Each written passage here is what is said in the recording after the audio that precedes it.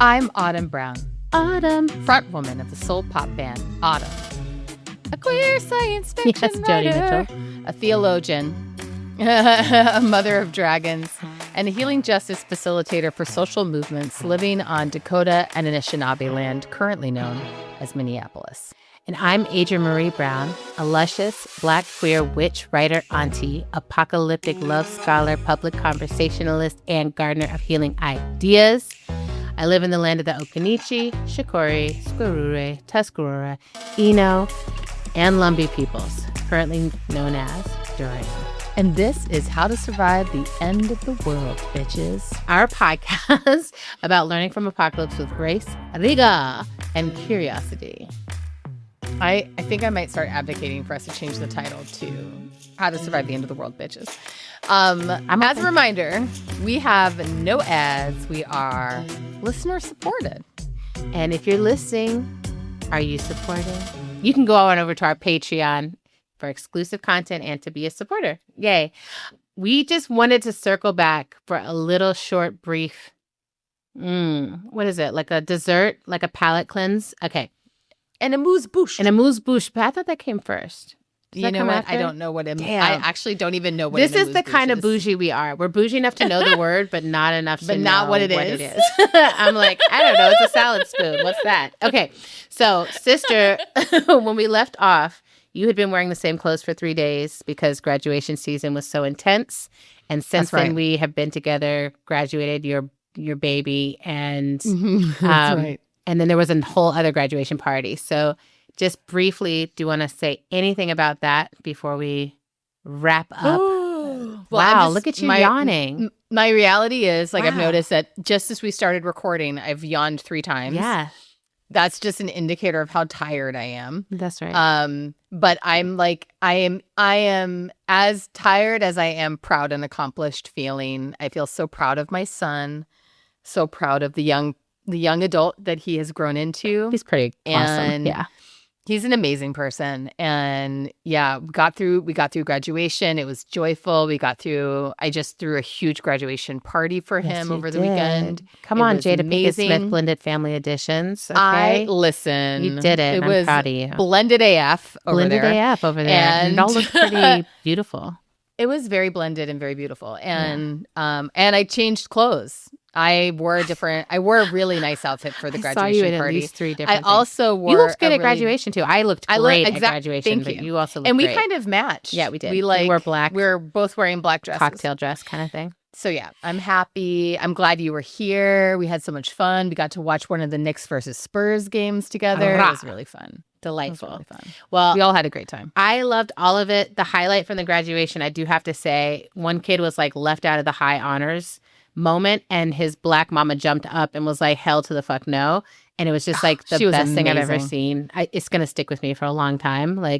So she literally disrupted the ceremony to make sure that her son would actually get up on stage and recognized for being one of the high honor students. And it was it truly, I feel like it was healing for everyone in the room to watch that. Yes. And I walked up to her afterwards and I was like, Mom of the Year. Yes. To you. Yes. And she was like, I have to stand up for him. If I don't stand up for him, who's going to? And I was like, chills. Exactly. I still get, I cried when I was already so tear prone at that moment in full auntie open emotional thing, but then she got out there and then she led the twerking as the students were crossing, and I was like, yeah, this is a good moment to twerk. So she was amazing.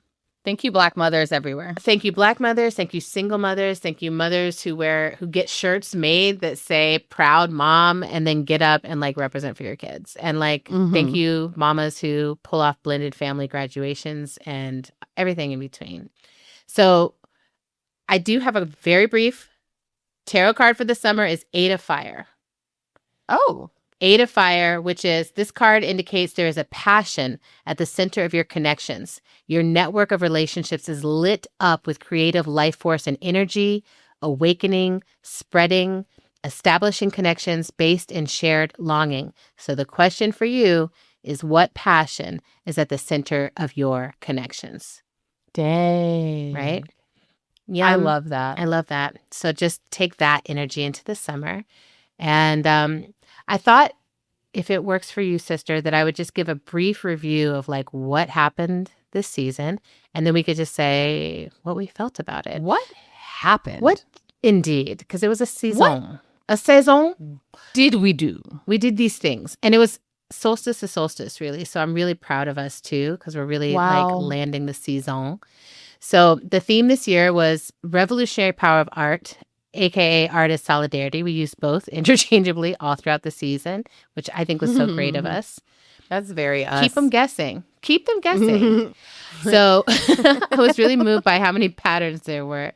And it was all, supposed to be about art, and it ended up being about holding the profound. So I want to lift up who we had. We had Nina and Pierce come on, Abigail and Sean.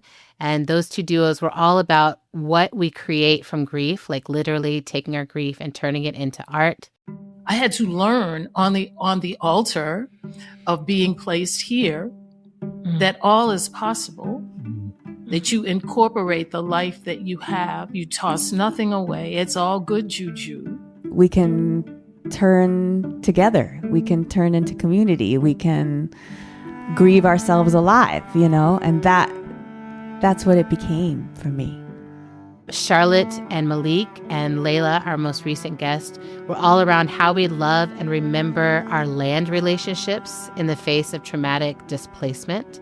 The word watan is very often used in Palestinian poetry to describe the land, like the homeland, in this kind of like passion flower, passionate way, like the homeland, the watan, the land before all of the colonial takeover. The watani is such a potent word in Palestine.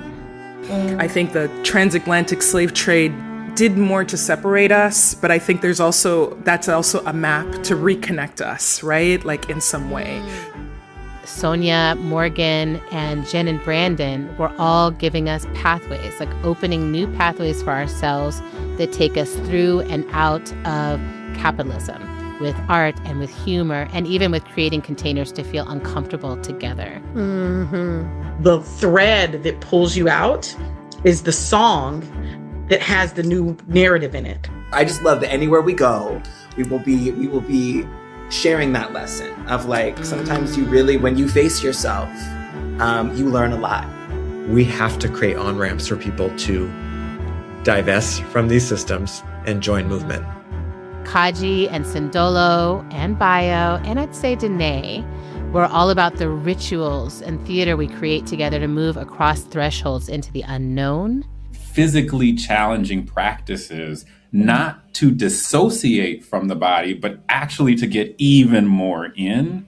I very much experienced that even with song, right? Like even with how long is this note going? Are we bringing a renunciative orientation of like, how do I dissociate from the sensation of the breath leaving, et cetera? And I'm just going to hold this note. Blackness is the radical incompleteness of the world. And then Kate, Max, and Dwight gave us room to like discuss and reflect on our own beautiful artistic practice of our Ireland retreat. Like to be able to bring together a community of people, many of whom have more direct experience with political violence, to an environment where they can feel safe. And then Norma Wong came to teach us about our souls. Without the human quotient being both present and evolving and increasing, all of our strategy sits at a null state. It can't serve us as much, and therefore we can't make big leaps. This season, we held a lot, we adapted a lot, I was really blown away by how many pairs we had. Like it really feels like, the way that people are creating these days, at least the artists that we were drawn to, so many of them were duos and pairs who are creating together. And I just love that, since that's what we do, among many other things. So I wanted to ask you, sister, what stood out to you in this season? Like, what resonates? What's ringing like a bell in your body? Wow, such a good question. There are two things that are popping to mind. One is the role that Minneapolis played in the season, and particularly the way that artists in Minneapolis, or rather, I would say the way neighbors in Minneapolis were utilizing existing artistic practices or bringing art to the center of resistance here in the Twin Cities. I'm just struck by how central art has been to the resistance. How central art has been to the resistance here. Right in the middle, and, right there. You know, from like just the murals and handmade signs that are everywhere all over the city and still everywhere all over the city, to the centrality of singing and singing together, singing resistance, singing in community, to some of the, you know, more risky artistic interventions that were made at the height of the occupation. So there was something that felt really beautiful about the synchronicity of doing a season that was very focused on artist solidarity and talking to artists, and then being in the midst of a really heightened political moment that also highlighted the centrality of art to our resistance and to our ability to communicate our resistance. And, you know, because there's something too about, I think about like cities like Minneapolis, cities like Belfast, and places where like the culture of murals and the culture of really visibilizing our resistance as a way of, it's, you know, there's actually being in the streets and fighting, but there's also this way of saying, we're going to make sure, you know, no matter where you turn, everywhere you look, we're going to make sure, you know, ICE, that you are not welcome here. We're going to make sure, you know, how we all really feel about your presence. Like you won't be able to escape knowing. And we're doing that through just the proliferation of visual artistic work. That's right. So that really stood out to me. And then, I would say in the same sense, what you were describing about all of the partnerships we had on the show this season, it was really striking that like even the people who came on the show solo were people who, like Layla, our last guest, is someone who works deeply in partnership with her sister, right? That like there was something about partnership and also like particular types of loving partnerships that were so central to the conversations that we had across the season. And I was really struck by how many couples were on the show in various ways this season, and how many people we got to hear the stories from, of like allowing their love to be the thing that sort of carried them across this threshold from fearing my own artistry to actually like living fully into my artistry. Hell yeah. And I think, you know, because there's such a cultural narrative of individualism around art, there can sometimes be a tendency, I think, for artists to, you know, to distrust the love relationship as like a site that could actually hold the full embodiment of the work. And so it was really powerful to just like see all of these different couples where it was like, oh no, it's actually this person that made it possible for me to fully embody my artistic self. And I did the same thing for this other person, you know? So that was really inspiring. Yeah, I really loved that. And I also really loved how clear it became as the season went on, that it was like, oh, to talk about the profound, to deal with death, to deal with the unknown and the mystery, to deal with great fear and great despair, like art is the way we can do that. That's like, this is the most enjoyable way to contend with these things. This allows us to turn and face the maw, you know, turn and face the chasm, turn and face like the grief, you know, like that.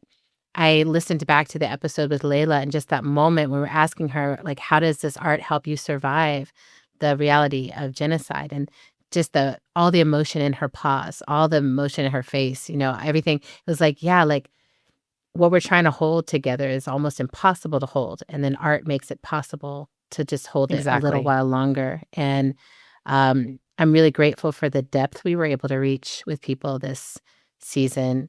And I was also really moved by how many of the people were like, oh, I am the art.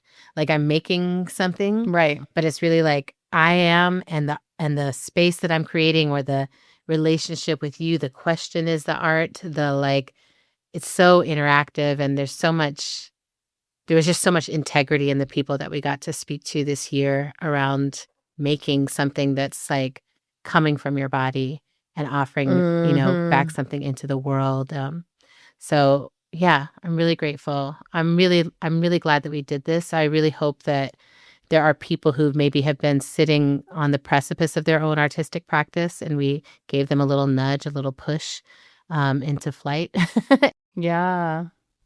Can you talk a little bit about how this season interfaced with your own artistic practice, or how it influenced and I can. Perhaps even changed or grew your artistic practice? I can. I love that.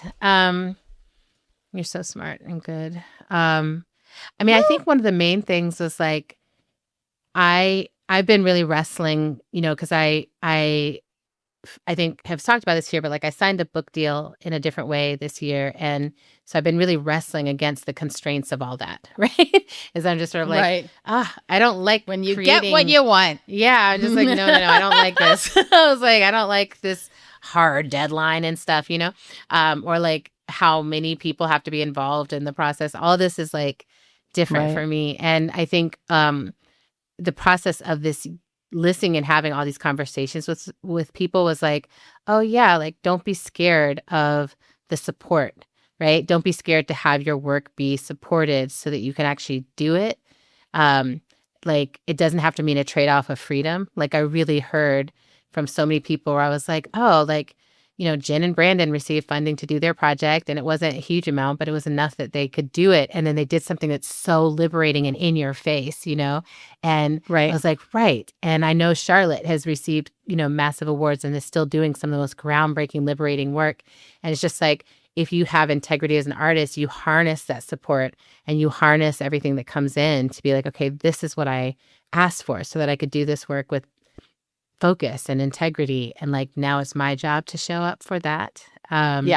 So I think it really impacted that. And I think each one of them just reminded me, like, go straight to the most uncomfortable stuff and like bring that out. Like I'm writing a book about love, and I have to, make sure that I'm like, oh yeah, and here's like the armpit hair, and like here's the, you know what I'm saying? It's like, this is the like cruddy stuff, or this is the stuff that builds up the plaque and the parts of it that we don't necessarily want to deal with. But it's like, this is the stuff that's actually so important to turn and face and be honest with yourself around, like, what kind of lover, beloved are you?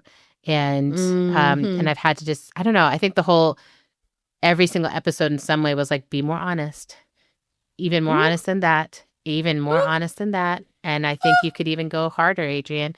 So you probably could. Yes, every time I come back to the page, I'm like, oh, like first make it honest, then you can see if it could be made beautiful, But if you first make it honest, then that's the bar, sister. See, I'm literally creating right now. It's almost like you're getting paid to be a writer. I did have like also just a like, I don't know if I want to say it doesn't matter if it's good or bad, but there was something about that I let go of, where I was like, I didn't hear any of these people talk about perfection. I didn't hear any of these people talk about like, these great reviews or why I did it or anything like that. Like it really was like, there's so much about just the artistic process and the connection that comes from it. Totally. What about for you, sister? Well, yeah, I mean, it was interesting doing this season. Obviously overlapped with finishing my book, which is so good, by the way. I read it all. It's so good. One of the I few. think these yawns, I hope that like our audience listeners take this opportunity to yawn with Autumn. Yawn with me, y'all. Don't be a sociopath. It's a situation over here. I can't believe that I'm still sitting upright. There was something that was just so supportive for my heart inside of the vulnerability of finishing a major work and that's not yet shared. Like I'm in this really tender place right now because I have finished this major work. I know what it means to me. I'm starting to get a sense of what it's going to mean to other people based on like early feedback that's coming in from readers. And so this moment feels very like potent and pregnant, but it's like, it's still just mine. And it just feels really tender. And so I think so many of the folks that we talked to were also just like tenderoni types. So tender. I just felt very seen and held in the vulnerability of what I'm going through, just getting to be in conversations with other tender babies. And then as the season has been coming to a close, I'm getting ready. I'm entering into this process of starting to develop my next album. And I know. And it's like very exciting and also very like, it literally feels like walking into darkness. Like I don't feel every time, huh? Well, no. Oh, no. For you actually come in with a big plan usually. I wouldn't. Yeah, I would say for me, this is quite different. I feel like when I went into recording both my first and second EPs, I went in with like I had been working on the songs for those albums for years. So I really knew what I was writing. So this is going to be a really different process because I don't I basically structured a blank space for myself to begin writing inside of. And I think for that reason, it was also really helpful to talk to a bunch of artists who've like made work in all these different ways and to just be reminded that, you make work in different ways based on different phases of your life. And I went into the studio for The Animal in You and The Way Your Blood Beats with these songs that had been really developed going in. That's because I had years that I had been developing these songs without a place to put them. And I finally had a place to put them. This is a different process because this has been it's a space that's been created for me that all I have to do is step into it, which is a really different kind of experience. Yes. And so I think it's been the influence on my artistic process is more like just being reminded that you get to just keep, the way that I did those other projects worked really well for my planner mind. This is going to be really different. And it's going to help me open up and uncover a different version of myself as an artist to do it in this way. Because it'll be probably, I'm guessing, a lot more fluid. And I'm excited to see what happens. I love this. I love the pattern between us too, that both of us are like, I'm having to work in a really different way, but in a supported way. And there's some changes that come with that. Yay. Changes. I wanted to make a quick note. There was something that we wanted to talk about this season that we didn't get into, but I think we will get into next season because next season is going to be our 10th season and we're going to talk about whatever the fuck we want to talk about because that's what it's literally I think that's going to be the theme. Whatever the fuck we want to talk about. Whatever the fuck we want to talk about. I love that as a theme. So, but the thing that kept coming up for me this year was what do we do when there are artists who we love, artists whose music or art or movies or something like that is like bonded into our lives in some way. And then they do some harm or they're accused of doing some harm. And we start to publicly hold, okay, this is this person that I love. And this person has now been accused of doing some harm. And we may or may not ever know the truth. So there's some people where it's like, hey, here's all the proof. See, they did this harm. Right. And there's other people where they're like, this person says they did. They say they didn't. We don't know. And then we still have these patterns, right? So this came up for me around the Michael Jackson stuff because the movies come out this year and all this new documentaries and stuff. And people are like, well, what do we know? And I think it distracts us. So I want to talk about it, at length, especially with people who help think about conspiracy theory and other stuff, because I'm really curious. Like, I think we get so distracted by then starting to be like, okay, did this artist do this, not do this? Are they bad, good? Do you listen to them? Do you not? Whatever.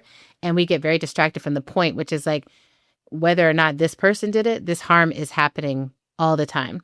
And it's happening in our society all the time. It's not like one monster does it or one artist does it, whatever. It's just sort of like, yeah, Bill Cosby can do it. But the main thing is like people are doing this, you know, like literally thousands and thousands and thousands of men are signing up on websites to learn how to do this, right?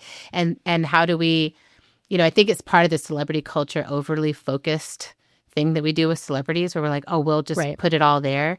So I want to put a pin in that like to talk about art for an entire season and not talk about that part of it feels like a miss for me and something unfinished, which is what we learned about this year is just be with the unfinished because these things are never done. But I do want to like put a pin in that to come back to. And if y'all want to give us some guidance on Patreon about, you know, ways we could go with the conversation or feel like people you've seen hold it well, I'm really open to all of that. Right. And I think, one of the things that we do really want to touch on next season is conspiracism. Yes. Just because there is a huge role that has played in how we have gotten to the place that we are politically. Yep. And also there's a huge role that it plays in the ways that we either do or do not pay attention to harm that people have done. Exactly. And there's a conversation that we want to have next season where we kind of get to tease that apart, both in relationship to art and artists, but also just in relationship to our political conditions. So knowledge, period. Like we're like floating right now without, I feel like we grew up with a sense of solid ground of knowledge, even if a lot of it was lies, but it felt like, well, likely that's the ground. And now it feels like the ground has kind of fallen away. A lot of people, including people we love, right? You'll get into a conversation with people regularly these days and be kind of like, whoa, which algorithm are you tuned into? Because your reality seems distinctly different from what I think is reality. And you know? You like both your reality seems different and your ability, it almost seems like in some conversations I've had recently with people, I'm like, oh, and your ability, there's been some foreclosure in your ability to note that the thing that you are repeating is likely a conspiracy theory. Like you've lost your capacity to identify that you're receiving information that's not rooted in reality. Exactly. And like I even noticed that happening on social media. Like I have a little note now where I'm like, I don't try to put AI, but like I get duped. And I think the same thing is true for conspiracy stuff where I'm like, I'm never ever think I'm participating in a conspiracy, you know, but then I'm like, oh, well, in my algorithm, this looks like a conversation people are having in this way. That's a lot of it, right? So it's all, I'm very excited to plant those seeds for the upcoming season. And there's one other thing. We came across 2 great insults. I can't remember where we came across them, sister. Do you remember? I think it must have been a creator on Instagram that we both follow. Okay. Like, I cannot remember who said these things, but I just know that it entered me. It entered. And it has not left stayed. me. So these 2 insults are lettuce head and lampshade. And to me, part of what they're so great is they don't mean anything, but they're kind of like 6, 7. Like they're just like, it doesn't necessarily mean something, but it's just like, if you just say that lampshade, blah, blah, blah, it's just so great. It's like, what I like about it is lettuce head implies you need to be changed in some way to be useful. And lampshade implies all you're doing is diffusing. You're diffusing light. All you're doing is diffusing the light. But yourself, you added meaning that I love. You yourself, you do not add anything to the conversation. No. And if you're a pretty lampshade, like all good. But okay. So, and I think that this is our invitation we're going to leave you with as you move forward with the revolutionary power of art. Be as creative as you can about how we insult our oppressors and how we bring shade and pettiness and like the beauty of that to these political conversations because we have to keep ourselves engaged and amused. That's part of our art. Okay? Exactly. So I think we covered everything we should cover for like a little We love y'all so much. We're so grateful that we got to spend the season talking about art and talking with artists and grateful to all of our listeners, every single last one of you. We love y'all. Everyone who takes time to download, upload, reload, listen more than once, share. We are so grateful to you for being with us on this journey, especially as we come up on our 10-year anniversary. Like it's we don't take for granted the fact that we have folks who have been writing with us for a decade. For 10 years, for people who've been writing with us for 1 year. Like if whatever amount of time that you've been writing with us, we're grateful that you've been a part of this journey. And we love you. Yeah. And as long as you tune in, we'll keep doing this. We really enjoy talking to each other. And we really enjoy learning in this way together. So we really do. Yeah. And the world is just getting wilder and wilder. Yeah. More and more things to survive. More and more things to survive. I think to close that out, I have this quote for the Combahee River Statement Collective that was part of that tarot reading. And it's also part of Temper, Autumn's book that's coming out this fall. If Black women were free, it would mean that everyone else would have to be free, since our freedom would necessitate the destruction of all systems of oppression. Literally, darlings. Literally, darlings. So go burn something down. Have a good summer. We love y'all. Have a great summer.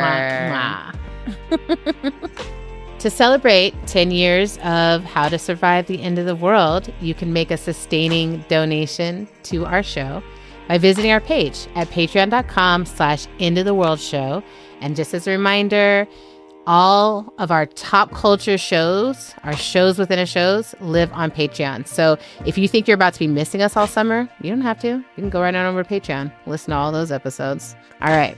Another incredible thing you can do to help our show sustain itself is to write us a review on Apple Podcasts if you're an iPhone person. This helps people looking for good new content to find us instead of Call Her Daddy. Thanks. How to Survive the End of the World is produced and edited by the smooth operator, Zach Rosen. Wow, that was meta. Transcripts are in our show notes and on our website, endoftheworldshow.org. Special thanks to Samira Abdurrahman, who just celebrated her birthday. Music for Gemini. Oh, happy birthday, Samira. Music for today's show comes from Autumn, the band, Tunde Alaniran, Mother Cyborg, and the Banksons. Bye.